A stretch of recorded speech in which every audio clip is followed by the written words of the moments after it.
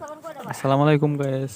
আজকে আপনাদেরকে আমি সুন্দর একটি গ্রামের ছোট্ট একটি মেলায় নিয়ে আসলাম।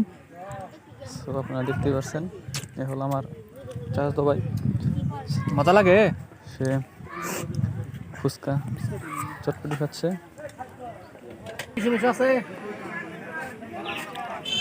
সো এটা হলো গাং, একটি ছোট খালের উপরে গ্রামে খুব সুন্দর একটি মেলা।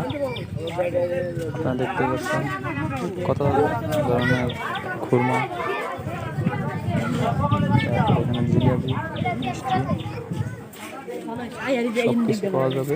সেটা হলো এখানে কত আইটেমের ভাজা পোড়া, এখানে পেঁয়াজু, চপ, পাঁপড় ভাজা সব কিছুই উঠেছে। গ্রামের এই ছোট্ট মেলা খুবই ভালো লাগে।